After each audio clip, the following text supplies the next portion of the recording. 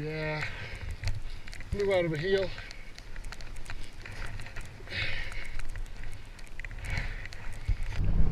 I can say honestly that I've broken more skis than most people will ever own in their lives.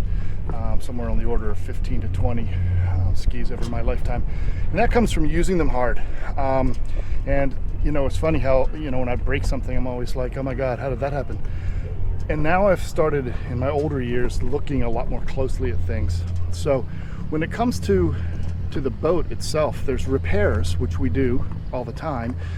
But then there's stuff that you can kind of imagine what might fail. When you see something like that, you want to jump on it and see if there's anything at all that you can do to mitigate things. And one of the things I found recently was this.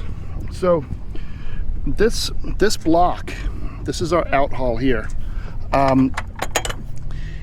is attached by this plate to the mast. And you can see this gap in here.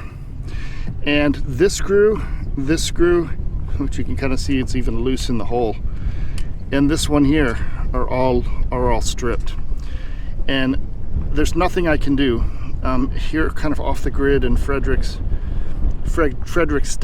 St. Croix.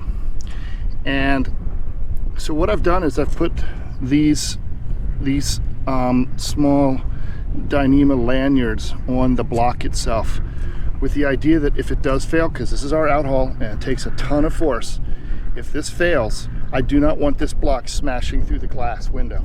That would be absolutely catastrophic. The boat would start filling up with water. Wouldn't sink from it, but it would ruin all the woodwork inside. And so what I'm really looking to do is just make sure if this thing does fail, until I can get it fixed better and more permanently, that it's at least going to stay attached. I've got it attached to this with the top one, and on this lower one I just ran it around the bottom of the vang, because that attachment point's not going anywhere. So I'm getting ready to replace the terminal block that's in the process of getting fried in our Genset. So I've got kind of all the tools I think I'm going to need. I think with tight spaces I might need this, which I don't usually use, and some shrink tubing. I need to mark all the wires before I start taking them apart. So that's what's going to be happening today. And that lives up here inside this AC control box. So here's the situation that we've got. You know, you can just see that this stuff's just melting away. And we're working hard at trying to rectify that. So the first thing to do for me is going to be to undo the zip ties that hold all this together and just start pulling it apart. So here on the wiring diagram, we're basically just gonna replace each wire all the way across. There's actually 13 of them, 18 of them it says here, but I think some of them are skipped. Luckily for me, I only have 10. I have 10 on my terminal block, and these along in here are not used. These are just bridged across.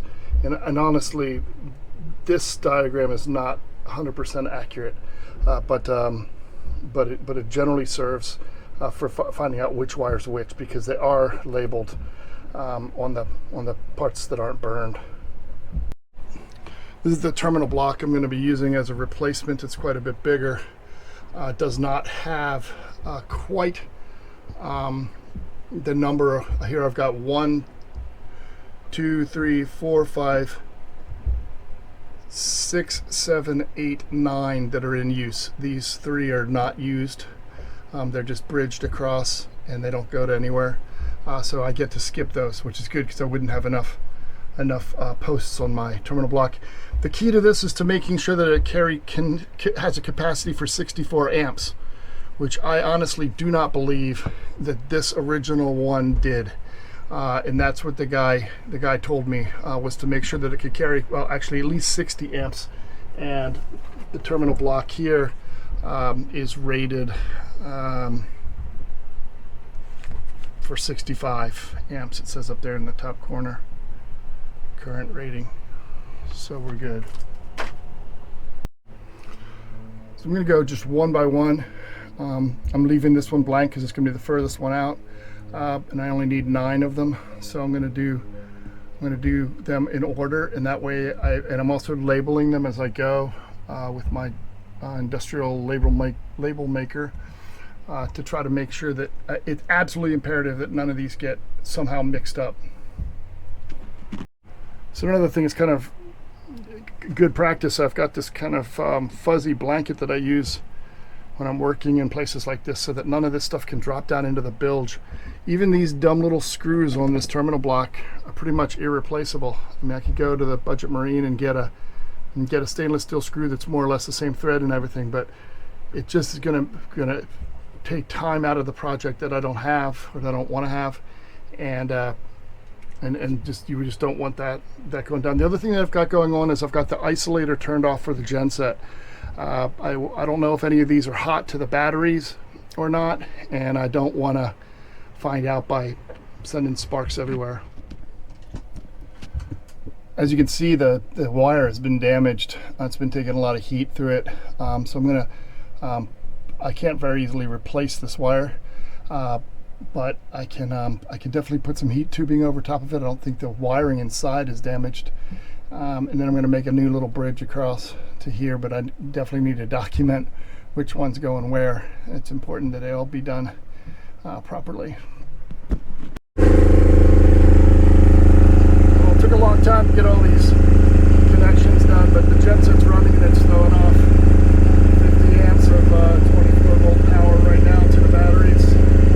It's on bulk charge, so it's pulling, I don't know, on the panel at 230 volts, it's pulling, where it's producing about 15 amps of power there,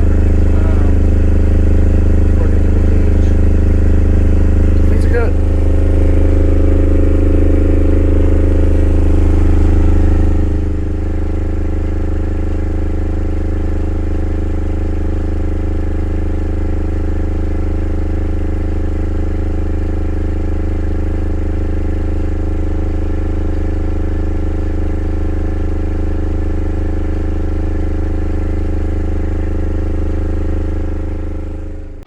Says danger of life on there. I imagine that's probably not far from the truth. So it's been a week since I rewired all this. I've been using the Genset every day and running it fairly hard because anytime we're using our water heating system, it draws a lot of amps through the thing, really the max. If we're doing it in conjunction with our battery charger and it's drawing bulk, it's doing bulk charging, the two together overload the Genset, it shuts down. So that's how close we're pushing it. This seems to be working pretty well. I don't see any problems. I don't see any burning or any of that sort of thing. And also our gauges are working better. We're getting the full 50 hertz. We were getting 45 about. And I think that the old wiring was just not carrying the voltage and amps through it that it should have. So I'm happy with this. Back together it goes. Well, here's our exhaust separator for the Genset, and this unit lasted a long time. I have to say, it was on its last legs. What ended up happening, and this is kind of typical for steel tanks in general, is eventually stainless steel tanks on boats is eventually they fail, and they generally fail at the welds, and I don't know why, but for some reason TIG welding is more susceptible to rusting than the basic stainless itself. And so yes, that's kind of where it happens. And I tried to have these areas welded when we were in St. Lucia because it was leaking before, and very quickly it failed, like within a month or so. And so I went and put this is epoxy, thickened epoxy, West Systems,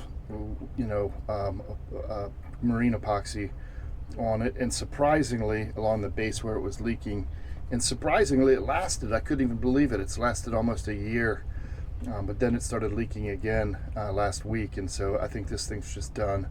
And I'm not going to have the fabricators take a look at it and see.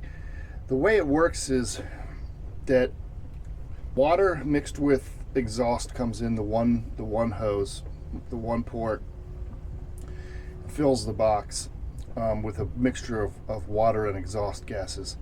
And one of these two tubes goes all the way to the top and the other does not.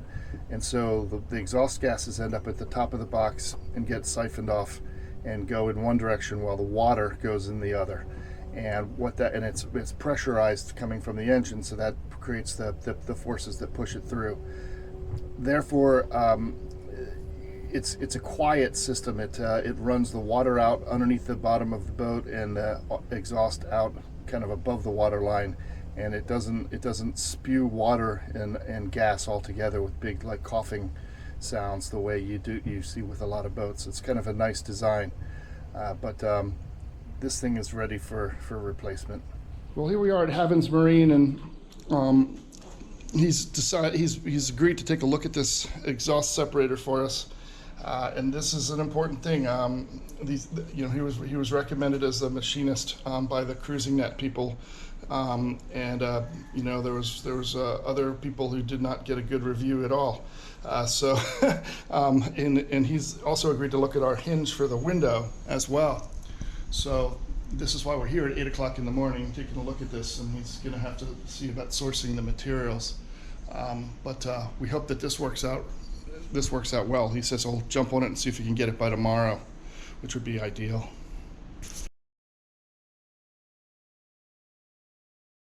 So here's the new box Oswin put together. Gorgeous. We had a choice of going with a smaller diameter material, stainless, or thicker, and we agreed on thicker.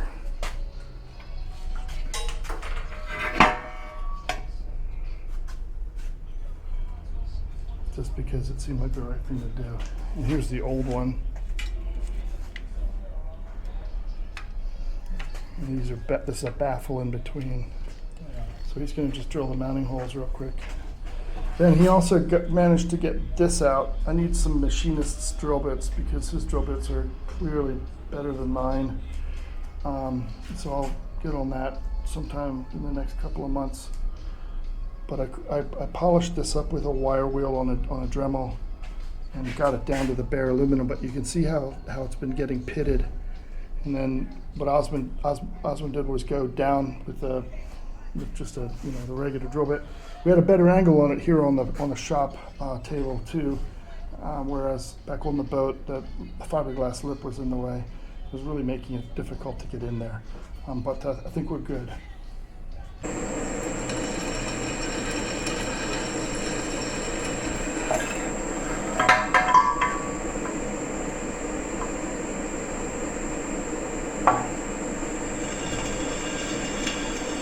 Notice the spirals of metal coming off the drill bit. That's what you're shooting for. You don't want to burn up drill bits by getting them too hot.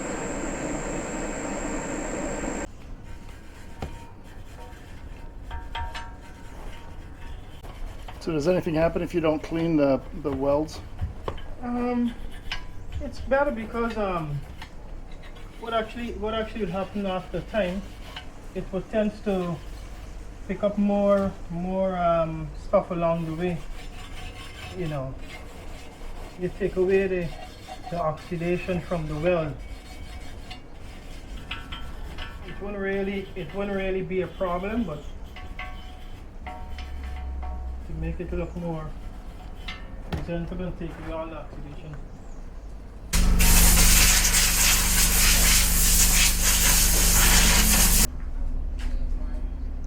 So he's going to pressure test these, put duct tape on all 3 ports. And so we're going to see, this is something new for me, I've never seen before. So.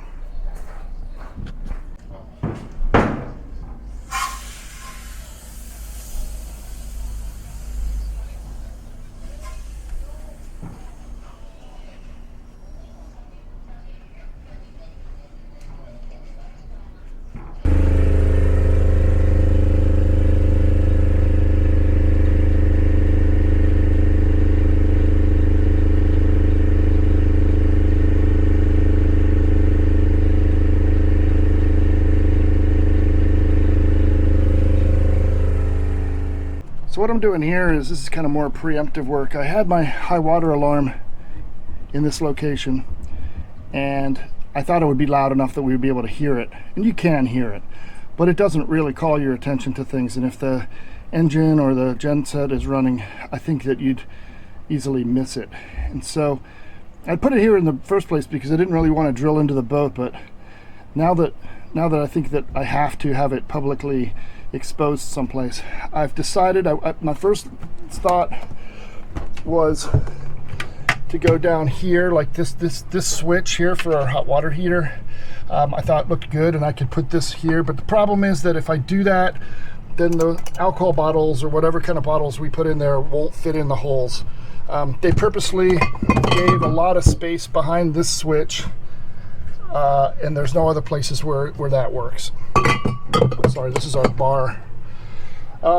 So next thought was to put it here, but I didn't like the idea of it being really visible to the eye. So I'm gonna move it back along the wall to basically the last place where it's flat, and I'm gonna drill through there. And what I'm using to do that is a hole saw kit. And the hole saws are amazingly versatile. And if you don't have one and you try to cut a hole like this with a handsaw, it is going to look like ass. It will not look professional. The things I'm trying to do here is to actually cut through the other side as well. And what that does is, where this cuts like this, if you push through the far side, it'll create splinters on the back side. So we really want to avoid that. Just like so. Then come back to it.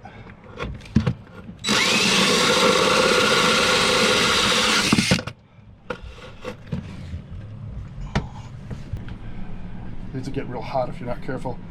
One of the things to know about these hole saws is that the better ones have this type of a screw thing that pushes a pin into these holes here. What that does is it means that this doesn't get spun on really tight onto the fitting and then makes it impossible to get it out. The set screw here is for replacing the drill bit if need be, and that's just something to know. If you don't use the screw pins, you can see them plunging out, then you will have a very difficult time removing the white cutter off of this. According to my estimates, we shouldn't have any kind of, there we go, any kind of issues with clearance here. So I'll just kind of clean that up a little bit. What I've done here is I've just kind of wrapped a bunch of wraps of electrical tape around this because I want it to have a very snug fit in the hole. I don't want it to be loose. If people kick it with their foot or something like that, I don't want it to get dislodged or off center or anything like that. Where do you start going? Okay, it's going. That's loud. This is what we call a standalone high water alarm. It's not connected to any, it's separate from our automatic bilge pump, which has its own switch. And if that switch was to fail, we wouldn't want the high water alarm to fail as well. So they're kind of run separately on different electrical circuits as well.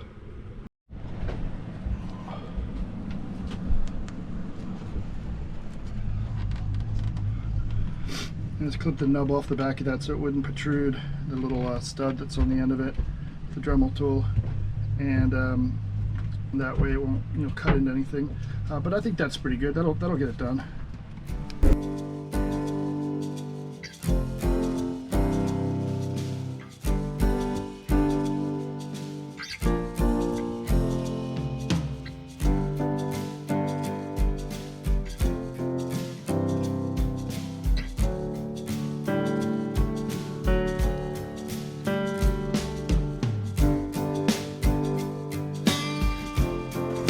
Let's go. Let's go, truck, truck, truck. Go truck. Truck. Up. Up you go. Truck. No, I don't want to. Come on, up you go. I don't want to. Mommy's poles are in the way.